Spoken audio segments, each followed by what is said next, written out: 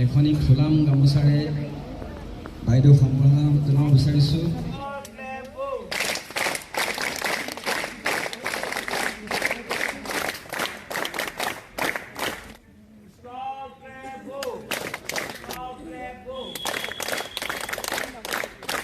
মাধ্যমিক বিদ্যালয়ৰ প্ৰাক্তন ছাত্ৰী তেজপুৰ মহাবিদ্যালয়ৰ অধ্যাপিকা সাহিত্যিক ডক্টৰ জুৰি দত্তই 2022 বৰ্ষত ভাৰতৰ ৰাষ্ট্ৰীয় সাহিত্যিক অনুষ্ঠান সাহিত্য একাডেমীয়ে প্ৰদান কৰা সৰ্বোচ্চ বঁটা তেখেতৰ অসমীয়া ভাষাত অনুবাদ গ্ৰন্থ প্ৰচাৰেথি আৰায়া নাৰীৰ বাবে লাভ কৰি আমাৰ বিদ্যালয় তথা অঞ্চললৈ গৌৰৱ কঢ়িয়াই অনাৰ বাবে আমি বিদ্যালয় পৰিয়ালবৰ্গই গৌৰৱান্বিত হৈছোঁ। অসমীয়া সাহিত্যৰ উত্তৰণত আপুনি যি সততা, একাগ্ৰতা আৰু কৰ্মনিষ্ঠতাৰ উৎকৃষ্ট নিদৰ্শন দাঙি ধৰিলে সেয়া আমাৰ বাবে সঁচাকৈয়ে আদৰ্শ আৰু অনুকৰণীয়। আজি আপোনাক সাহিত্য একাডেমী 2022 বৰ্ষৰ অনুবাদ বঁটা প্ৰাপ্তিৰ বাবে আমাৰ বিদ্যালয়ৰ তৰফৰ পৰা সম্বৰ্ধনা জ্ঞাপন কৰিছোঁ আৰু এই শুভক্ষণতে ভগৱানৰ শ্ৰীচৰণত কৰজোৰে প্ৰাৰ্থনা জনাইছোঁ যাতে আপোনাৰ জীৱন বৰ্ণিল হওক, আপুনি আমাৰ নৱপ্ৰজন্মৰ আদৰ্শ হওক আৰু পথ প্ৰদৰ্শক হৈ ৰওক। পৰম কৃপাময়ৰ ওচৰত আপোনাৰ সুস্বাস্থ্য দীৰ্ঘায়ু কামনা কৰি নিজ প্ৰতিভাৰে অদূৰ ভৱিষ্যতে অসমৰ লগতে সমগ্ৰ দেশত উজ্জ্বল জ্যোতিষ্ক হৈ জিলিকি থাকক তাৰ কামনাৰে বিনীত পশ্চিম ঢকুৱাখানা উচ্চতৰ মাধ্যমিক বিদ্যালয় পৰিয়ালবৰ্গৰ হৈ দুলু শইকীয়া অধ্যক্ষা। আমি সম্বৰ্ধনা পত্ৰখনি তেখেতৰ হাতত অৰ্পণ কৰিব বিচাৰিছোঁ।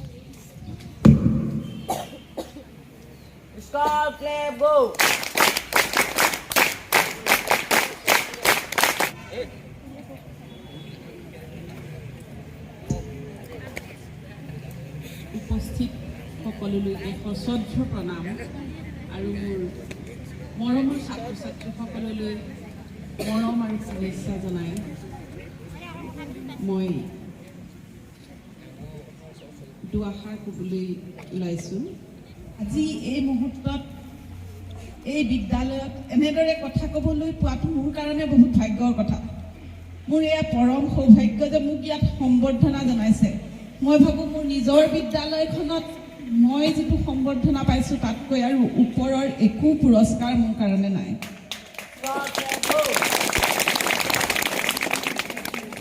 এই বিদ্যালয়খনত এনেদৰে আজি থিয় হ'বলৈ পোৱাটোৱেই মোৰ কাৰণে পৰম সৌভাগ্য। মই সেই সৌভাগ্যই আচলতে মোক আৱেগিক কৰি তুলিছে। আজি মোৰ মনত পৰিছে আমাৰ জালভাৰী আমি স্কুল বুলি তেতিয়া আছিল, এতিয়া একেলগ হৈ গৈছে নহয় জানো বাইদেউ? জালভাৰী এম ই স্কুলৰ আমাৰ প্ৰধান শিক্ষক আছিলে ডম্বৰুধৰ গগৈ ছাৰ আৰু পশ্চিম ঢকুৱাখানা হাইস্কুলৰ প্ৰধান শিক্ষক হৰেন্দ্ৰনাথ বৰুৱাদেৱ।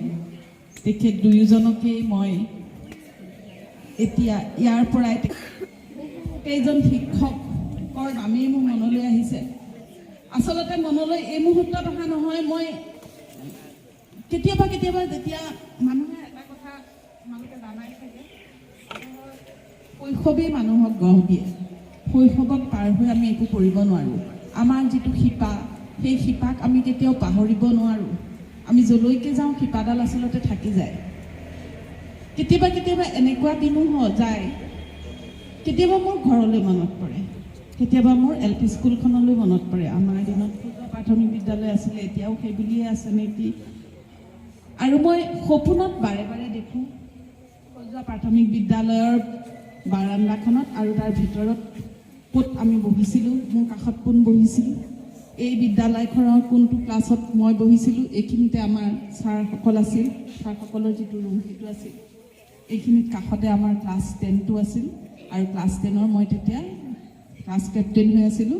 আৰু মোৰ এটা কথা মনত পৰে, সেই ক্লাছ কেপ্টেইন হোৱাৰ বছৰটোত মই যেতিয়া সোনকালে যিমান পাৰি সোনকালে আহিবলগীয়া হৈছিলে, আহি কি কৰিবলগীয়া কি চিন্তা মোৰ মনত আছিল, এই কথাবোৰ মোৰ মনলৈ আহে।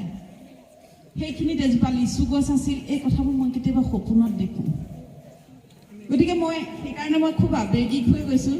মই মৰমৰ ছাত্ৰ ছাত্ৰীসকলকে আচলতে দুআষাৰ কথা ক'ম বুলি ভাবিছোঁ। মোৰ শিক্ষাগুৰুসকলে মোক গঢ়ি পিটি দিলে। আজি মই এইজনী হৈ ইয়াত তোমালোকৰ আগত কথা ক'ব পৰা কৰি দিয়াৰ মূল গুৰু এই মোৰ শিক্ষাগুৰুসকলেই, মোৰ খজোৱা প্ৰাথমিক বিদ্যালয়ৰ শিক্ষাগুৰুসকল আৰু মোৰ পশ্চিম ঢকুৱাখানা হাইস্কুলৰ শিক্ষাগুৰুসকল। গতিকে তেখেতসকলক মই কিবা কম এনেকুৱা ধৰণৰ মোৰ কোনো স্পৰ্ধা নাই। আচলতে সিমানখিনি মোৰ ক'বলৈ একো নাই। কিন্তু মই তোমালোকক দুআষাৰ ক'ম বুলিয়ে ভাবি আহিছোঁ, কাৰণ এইখন মোৰ বিদ্যালয় আৰু এইখন বিদ্যালয়ক লৈ মই সদায় গৌৰৱ কৰোঁ।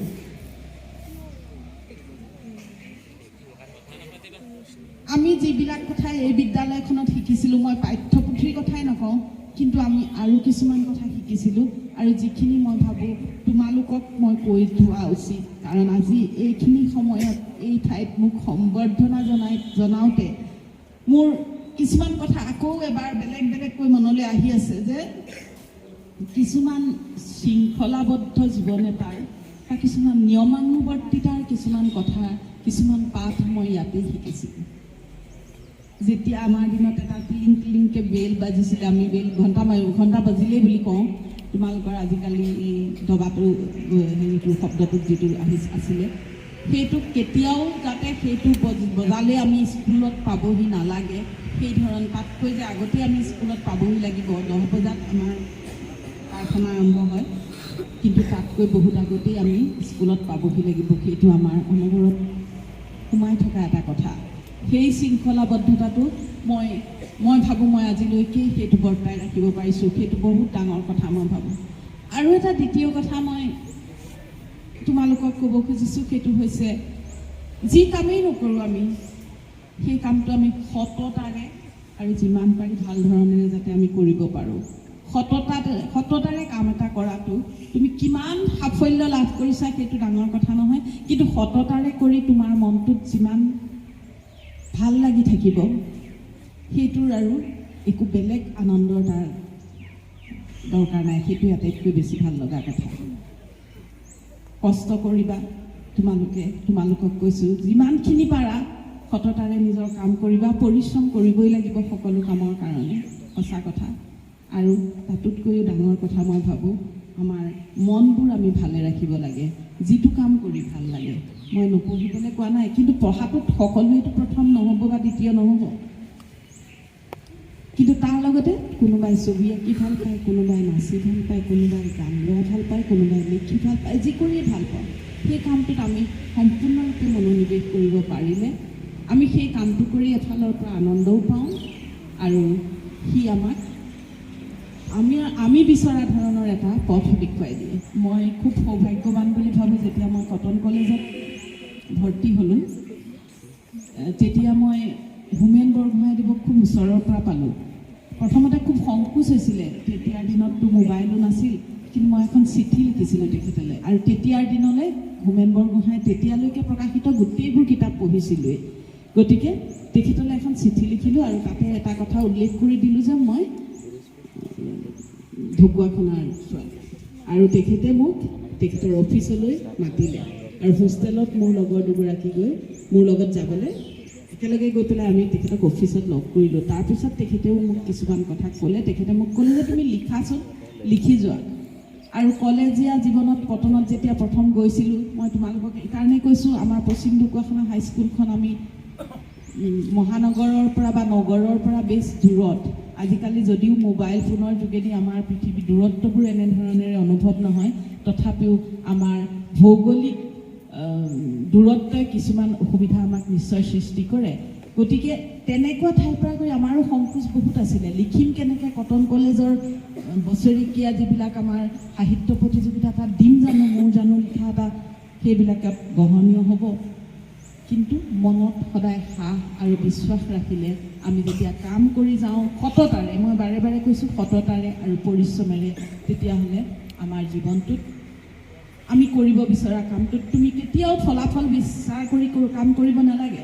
আমি গীতাৰ কথা নকওঁ এইবাৰ, কিন্তু মই ব্যক্তিগতভাৱে সেইটো বিশ্বাস কৰোঁ, তুমি যেতিয়া কাম এটা কৰিবা খুব ভালকৈ কৰিবলৈ চেষ্টা কৰিবা, কিন্তু এটাই কথা, সাহ কৰি আগবাঢ়ি যোৱা, সংকোচ নকৰিবা। কিতাপখন মই যেতিয়া লিখিবলৈ আৰম্ভ কৰিছিলোঁ, কিয় লিখিবলৈ আৰম্ভ কৰিছিলোঁ লৈ পিছত আহিম, তাতকৈ মই দীঘলীয়া পৰিক্ৰমাটোৰ কথা কওঁ।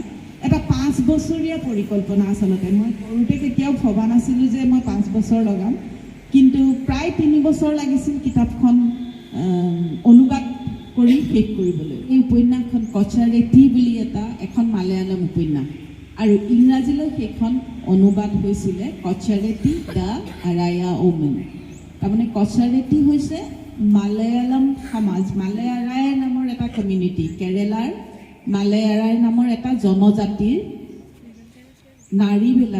নাৰীসকলক কয় কছাৰীটি বুলি গতিকে ইংৰাজী যিটো টাইটেল ইংৰাজী শিৰোনামটো বুলি আছিলে কছাৰীটি দ্য আৰায়া ওমেন তাৰমানে মালায়াৰাৰ নাৰী এগৰাকী বুলি নহয় কেইবাগৰাকীও আছে তথাপিও মালায়াৰাই কমিউনিটি মালায়ালম ভাষা কোৱা মালায়াৰাই কমিউনিটিৰ নাৰীৰ বিষয়ে এই উপন্যাসখন আছিল আৰু উপন্যাসখন মই যেতিয়া পঢ়িছিলোঁ মই ইংৰাজীটোৱে পঢ়িছিলোঁ মালায়ালম ভাষা যিহেতু মই নাজানো মোৰ পঢ়ি খুব ভাল লাগিছিলে কেইবাটাও কথা প্ৰথম কথা আমাৰ অসম আৰু উত্তৰ পূৰ্বাঞ্চলৰ যিবিলাক জনজাতি সেই জনজাতীয় যিটো জীৱন জনজাতীয় জীৱনৰ আৰু জনজাতীয় সমাজ জীৱনৰ যিখন ছবি সেই ছবিখন মই তাত দেখা পাইছিলোঁ আৰু আমাৰ পৰা ইমান দূৰৰ এখন সমাজত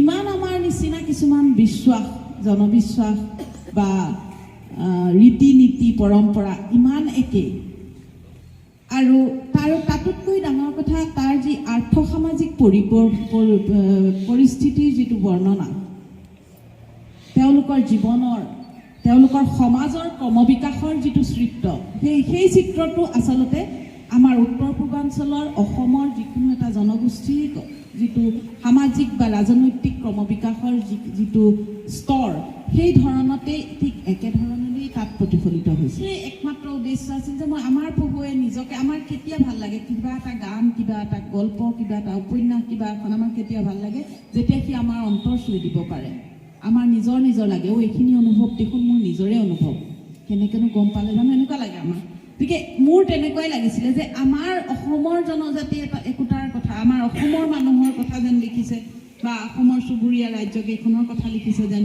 সেই অনুভৱটো মোৰ হ'ল কাৰণেই মই ভাবিলোঁ মই এখন অনুবাদ কৰোঁ আৰু মই আশা কৰিছোঁ তোমালোকৰ মাজতো সেই বীজটো সোমাই ৰখা হৈছে গতিকে তোমালোকেও যি কামেই নকৰোঁ মই কৰিম বুলি ভাল পোৱা কাম এটা চেষ্টা কৰা পাৰিম বুলি ভাবা অধ্যয়ন কৰা আৰু মনটো ভালে ৰাখা সেইটো বৰ ডাঙৰ কথা যি কৰি ভাল লাগে সেইখিনি কৰিবা ভাল কৰি নিজৰ মনটো ভালে ৰাখিবা কিন্তু এটা স্বীকৃতি পালে অৱশ্যেই ভাল লাগে কিন্তু এনেধৰণে অপ্ৰত্যাশিতভাৱে কথা যেতিয়া খবৰটো পালোঁ মোৰ সঁচাকৈ খুব ভাল লাগিলে নিজৰ পিতৃ মাতৃ নিজৰ উপজাঠাইখন নিজৰ বিদ্যালয়খন এইখিনিৰ প্ৰতি আমাৰ যিটো আমাৰ যিটো হেঁপাহ সেইখিনি মই ভাবোঁ মোৰ নিজৰে তোমালোকৰ সকলোৰে আছে আৰু শিপাডাল কেতিয়াও নাপাহৰিবা সেইটো বৰ ডাঙৰ কথা শিপাডালেই কিন্তু আমাক মজবুত হৈ থাকিবলৈ সহায় কৰে ধন্যবাদ